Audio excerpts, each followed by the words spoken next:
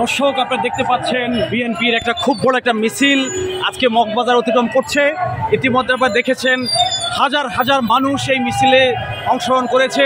শুধু জিয়াউর রহমানের নাম নিয়ে, জিয়াউর রহমানের নামের উপরে চলছে, সবাই জিয়াউর রহমানের লোক।